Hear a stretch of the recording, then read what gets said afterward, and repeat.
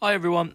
Just a heads up that this podcast does contain explicit language throughout, so if you are listening with underage listeners, please beware. I hope you enjoy the podcast.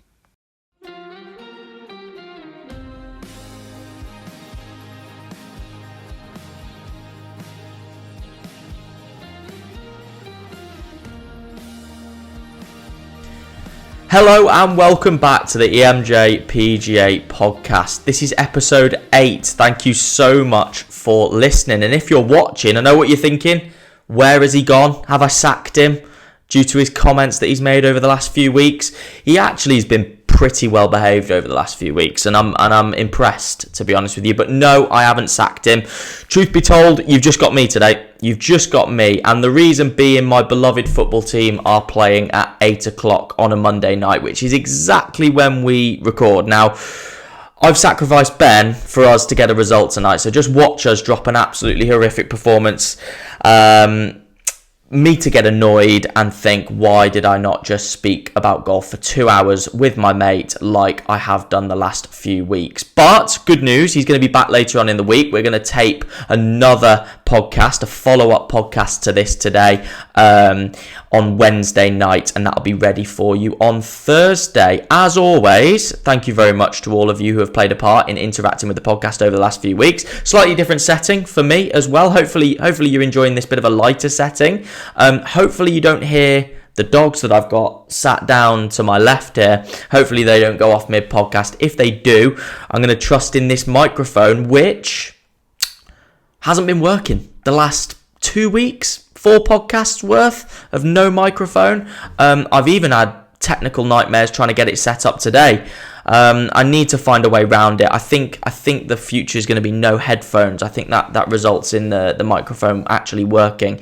It's one of those where we record the whole podcast, we do the test sort of record before we go, and then after that it's like, oh, we've committed now. Like, we can't go back and tape it all again. So hopefully the microphone's working a bit better today. Hopefully this is coming through your maybe car speakers a little bit crisper, through your phones, your earphones a little bit crisper, and you're enjoying listening to this. If you are still listening to this and you haven't been bored already, I am going to give you a little bit of a quick review of the weekend's golf, because we had a solid weekend's golf this past weekend.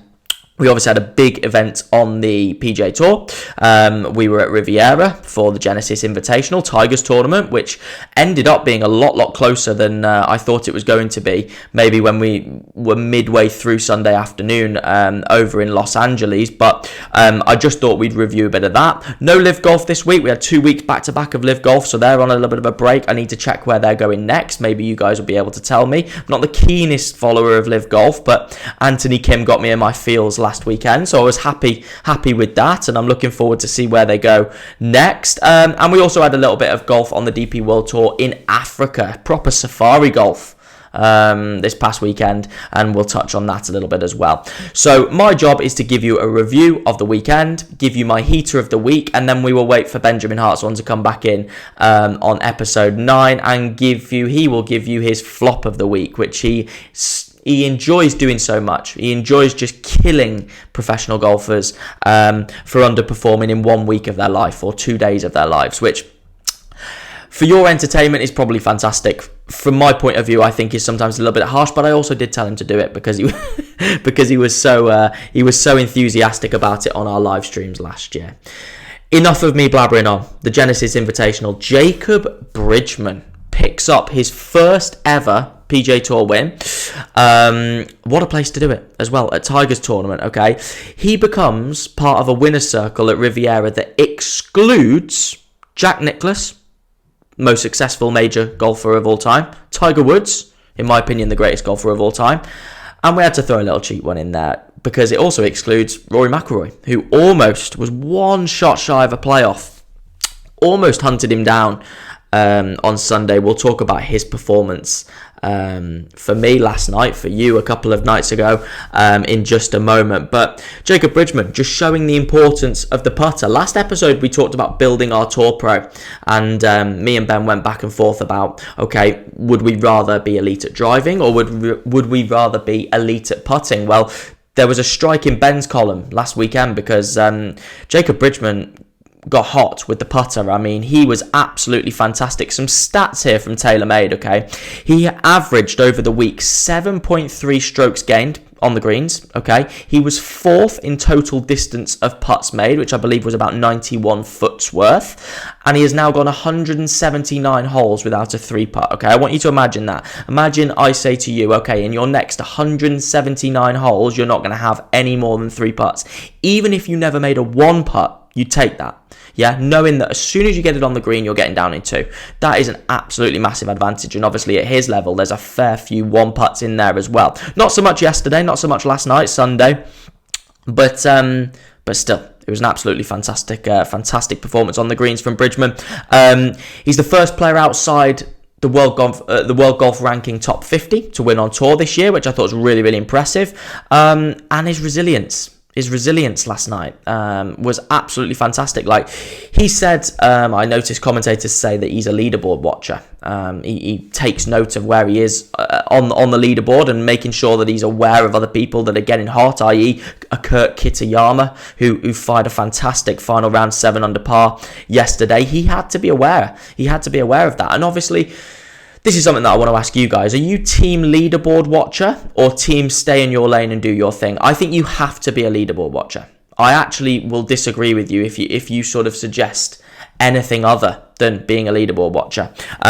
Because even though it builds pressure and adds pressure, what you've got to bear in mind is that your strategy changes so much depending on what you need. You can't just leave it until the last 3 holes.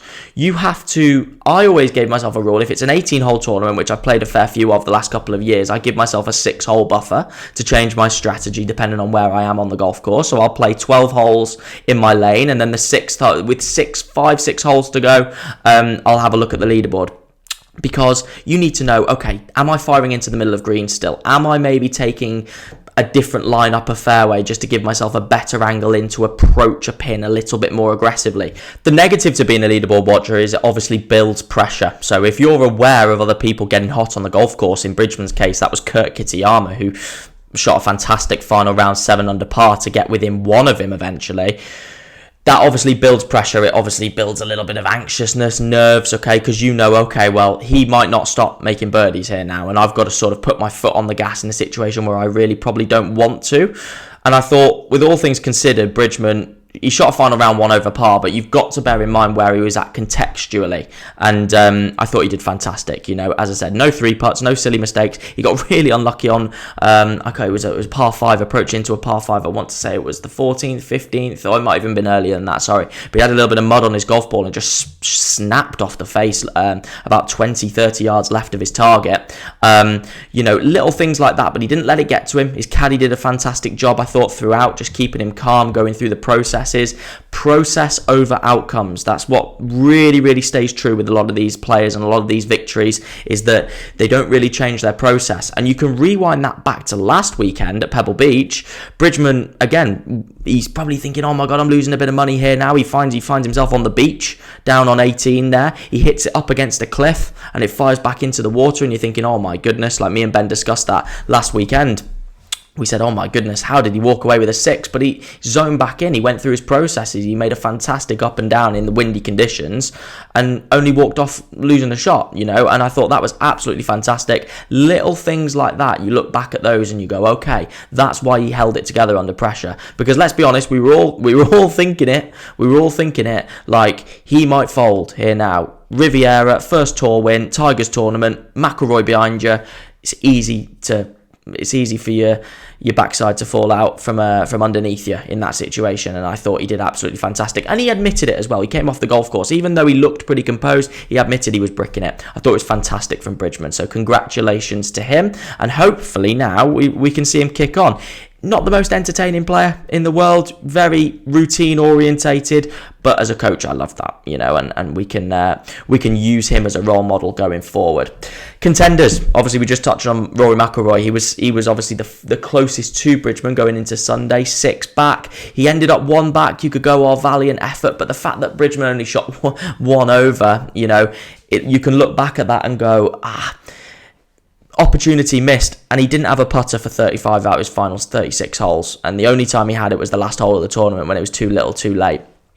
I think Rory's strength from tee to green highlights the putter unnecessarily. He's so good tee to green. It's the exact same thing where we had probably this 12-18 months ago with Scheffler. Oh, he can't putt. Well, when you're putting every single approach shot to 8 foot, and then you look at the make percentage on tour from 8, 10, 12 foot, it's lower than you expect. So just because it's Scheffler, just because it's McIlroy, we can't expect him to be draining every single one of these. Excuse the dog. But hang on, hang on. Keep this in the podcast. Lola, any chance, Lola? Any chance? Jesus.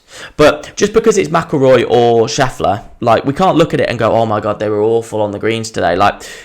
They are difficult putts to make. On those Poana greens at Riviera, difficult ones. The commentators were talking all day about not really knowing whether to die it in because the grain sort of grips the ball a little bit more and it can fall offline, or nail it and it just, obviously the greens roll real true, especially there, and you're going to smash it straight through the break and you can obviously hammer it into the lip. McIlroy did that a couple of times. I think it was the 6th. He chipped it from off the green and he had a putt straight back up the hill and jammed it into the lip. It was one of those ones. I've seen this round a million times from McIlroy. If Ben was on here, he'd be killing him. I understand. We have these magic expectations for McIlroy that all of a sudden we're 6 shots back of the hottest player for the week and you've just got to go and win that tournament, even though no one's really heard of him. The mainstream haven't really heard of him. It was difficult, and I feel it was unfortunate he couldn't get the job done. So hopefully McIlroy will be ready and raring to go. I don't know if he's teeing it up at the Cognizant. My feeling would probably be that he isn't, considering it isn't a signature event. But we will see. It'll be nice to see him there regardless. And I think that's the best thing that you've got to do going into the Masters. You have to be active. You have to get tournament reps underneath you. And I mean, for that reason, if he plays the Cognizant, if he plays it well, if he maybe even picks up a win, remember he won at Pebble Beach last year on the run-up to the Masters, those are things that are going to lead me to picking him come the second weekend of April, which will be really interesting. Kurt Kitayama, we mentioned him, final round 7 under par, 1 back. Again, a lesser known player, but fantastic. Really, really things that I like about Kitayama. Great tempo in his swing, great tempo even in his putting stroke. Most people are nice and brisk and sharp with their putting stroke, but Kitayama, very deliberate with his takeaway, something that I can associate myself with because I've definitely been that way in the past and it's worked quite well for me. So it's nice to see that sort of player have a good week because he's a good role model to, again, other people out there trying to improve those elements of your game. Ultimately, tempo's a little bit overrated, even though I have recently followed Tour Tempo. I can't think of the pro's name off the top of my head who runs that account, but really, really interesting stuff. I think the key thing with the tempo is you have to be consistent, and I feel like with slower tempos, the argument that you could make is it's too timing based, it's too rhythm based. So under pressure, again, speeding up, that can lead to double crosses. It can lead to sort of inconsistencies in ball striking at times. That would be the argument against a slower sort of tempo that Kitayama has, both on long game and short game. But that being said, I think it was a fantastic week for him, and he'll be very, very happy. Again, to finish tied second in a signature event, he will be taking home over $1 million this week. So very fantastic round for him. And then Adam Scott, just a couple of notes on him. Really, really good final round, 8 under par, bogey-free final round to finish in solo 4th place. The legend still lives on for Adam Scott. Has Adam Scott overperformed for his career or underperformed for his career? So difficult to say because everybody wants to swing it like him. And he's been around for a long time. So to look at his resume, you sometimes go, okay, there's a Masters win in there, but there isn't really that much else to sort of hang your hat on. But he has been absolutely a fantastic player for such a long time now. And he's got to take inspiration from players like Justin Rose, who incidentally missed the cut this week. But he's got to take inspiration from players like that and go, okay, the end is not near for Adam Scott. He can still be competitive at the top level, as he's shown this weekend. So really, really good from him. Scotty Scheffler is the last person I want to touch on. What the hell is going on in round 1 for Scotty Scheffler? Is Scheffler on a 5-day bender or a 4-day bender from Sunday through Wednesday? That's only 3 days, isn't it? Good maths from me, that. But what is he doing on Wednesdays? Is he getting to the venue late? Is he only playing Has he changed up his practice round strategy? Does he not play 18 holes in a practice round? Does he go 9x9 on 2 separate days? What's his practice looking like in between events? I mean, you could say that the travel's taken his toll, but I feel like we've been in California for 3-4 weeks now. It can't be that far. I know it's America and everything's massive out there, but what is happening? I mean, like, just some stats on Scheffler. His combined last 3 rounds, he's played in 7 over par. That's an average of 2.3 shots over par per round. In contrast, his rounds 2 through 4 for the last 3 weeks, he's been an average of 5.4 under par. And from my maths, I think he was a combined 49 under par for his last 9 rounds in rounds 2 through 4. Made the cut by a whisker, but unfortunately for Scottie Scheffler, that 5 over par opening round set him back, and he sort of couldn't maintain that unbelievable record of 18 straight top 10s on the PGA Tour. So shame for Scottie Scheffler, but the game's there. It hasn't left him except for on Thursdays, which is just bizarre. I can't think of any reason why that's happening. Conspiracy me would get into it, but that would just be me clutching at straws. Okay then, hopefully Scheffler can bounce back next time he tees it up. Or then again, maybe not, because obviously when he wins, people might be getting a little bit bored of it. I'm not there yet. Just don't win 3 majors this year, Scotty. Like, let's just 2 maximum. 1, I'll give you your 1. Let's not do 3 this year, Scotty, okay? Let's keep it at that. Okay then, good weeks. Jake Knapp's had 4 straight top 10s. He's got 14 more to go to equal Scottie Scheffler's streak that's just come to an end. If you're fancying a bet on Jake Knapp. As I said that, I mean, as soon as I've said that now, he'll go and miss the cut next week. But it's just like I said about Siwoo Kim. He didn't miss the cut the weekend before last, but as soon as I started getting everyone aware, I think he finished like 50th at Pebble. So it's okay. But Jake Knapp, fantastic week for the fantastic month or so for the bank accounts. He's absolutely been fantastic. A very pretty swing to look at. So I'm sure the Instagram faithful will be enjoying that. And then Marco Penge, from a British and English point of view, it's just about settled in, hasn't he? You know, he might have won with that level of golf. Round 3 aside, I think he shot 3 over par for round 3.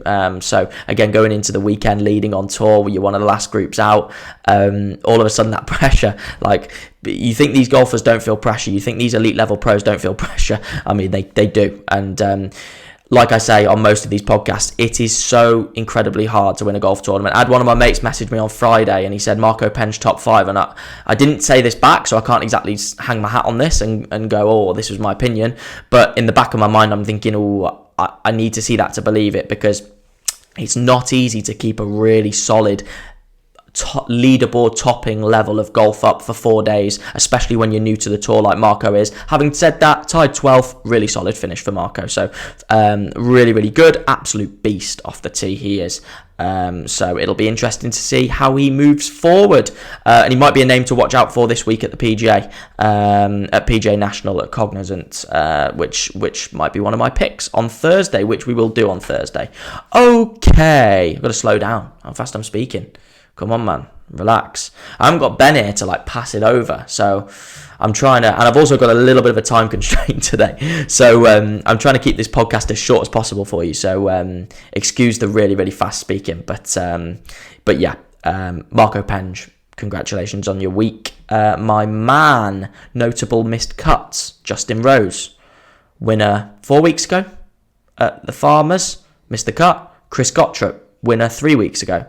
2 weeks ago at the Phoenix Open. I've got my weeks mixed up there. Golf is ridiculously hard to play well on a consistent basis for a long time. That's what makes Scheffler's top 10 streak unbelievable. You know, these are players that you could have hung your hat on to have a solid week this week. Hasn't happened for them. So if you play good one weekend, come back the next weekend and play poorly, just make a mental note of that. We see that all the time. Even within weeks. Marco Penge, what was he? He was, I think, 11 under par for the tournament. He finished 10 under par after 2 rounds later. It's difficult. It's difficult to play elite level golf or satisfactory level golf for your standard for a consistent level of time, a consistent amount of time. So yeah, hopefully they can get back on the horse and get back going. That is enough from the Genesis Invitational at Riviera. Nice to be back at Riviera after last year as well. Very pretty course to look at and watch, the scenery, the Hollywood Hills, really making that a nice, appealing watch. From the Hollywood Hills to the Safari of Kenya. I mean, did anyone see the range this week at Kenya?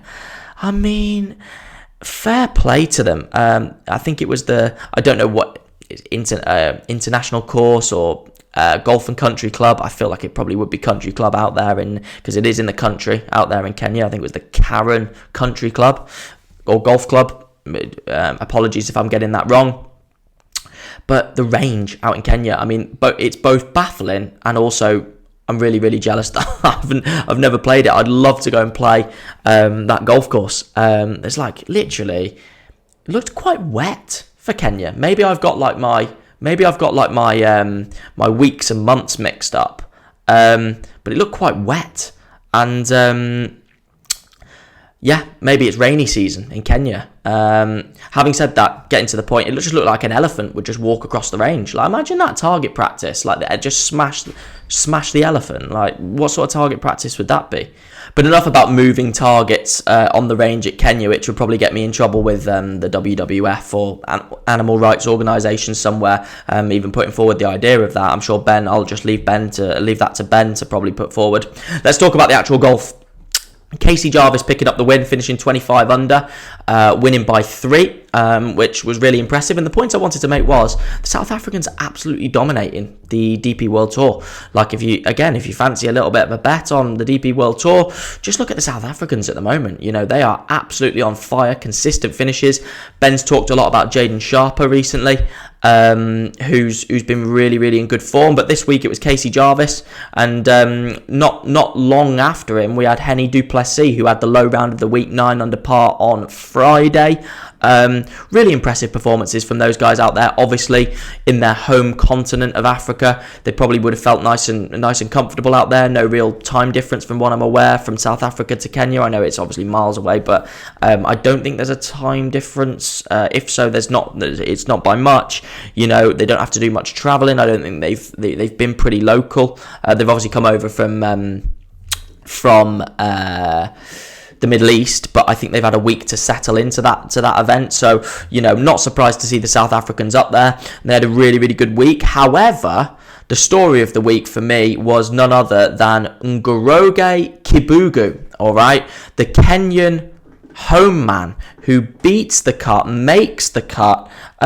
What a moment. What a moment. Like, this is why golf's just so good. The world number 1,288. And yeah, he basically shot a really, really solid 4 under par in round 1, and then that cut line starts to keep moving. You know, it doesn't stay still for you, it keeps moving. Players keep shooting under par, putting you under pressure. And he was one of the last men out on Friday. And the home crowd, I mean, what a moment this was. He needed a birdie on the par 5 18th. And he hits a fantastic drive and then fires a 6-iron into 6 foot, gives himself a short eagle putt, which he drains, and the home crowd just absolutely lapping it up. And I was so close to actually making him my heater of the week, but I thought, actually, when Ben comes back on here in a couple of days' time, he's going to kill me because it might lose validation for the heater of the week. Because the scoring naturally wasn't too amazing. He shot a 5 under par final round, to be fair to him. But what a moment that was. And it's why we love golf so much. It's the same thing with the Open Championship. We had Matty Jordan a few years back at Hoylake, you know, having a fantastic week. You know, when you see amateurs, when you see local golfers have great weeks and the crowd gets behind them, it doesn't matter whether it's Kenya, Mexico, the Open, it doesn't matter. It's a fantastic just feel good story, yeah, fair play to Ngoroge Kibugu for that. And he looks a really solid player as well from what I watched of him. His swing's really, really nice. There's talented golfers in every corner of the globe now, and it makes it so much harder to win the elite event. So fair play to my man over there.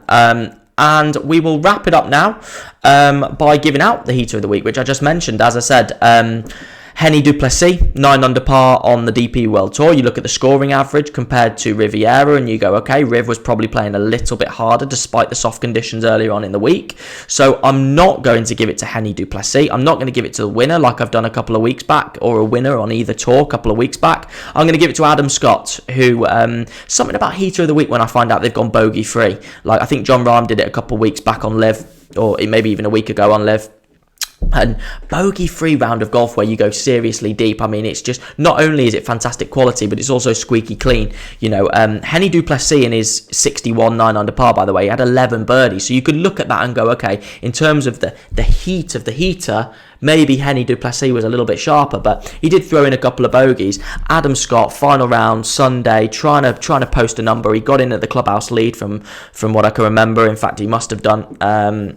So, you know, for him to shoot that score on Sunday, all things considered, he's going to win my heater of the week this week. And that is our review. Done. Okay. If you can hear the dogs chewing on a bone just to the side of me, hopefully you can put that to the side. Hopefully as well, I'll be able to keep this mic functioning going forward. Okay. This is the thing about starting up a podcast as well. There are going to be, and here we go. Lucy, any chance? There we go.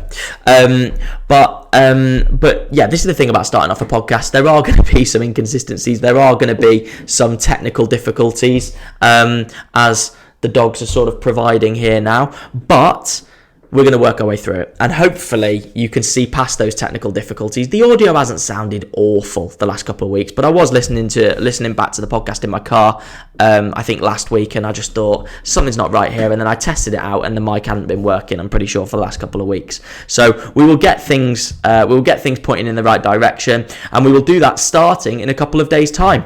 So we will have Ben back on. I mentioned about having a guest on this week. Unfortunately, I couldn't get that over the line. We are going to have a guest on imminently.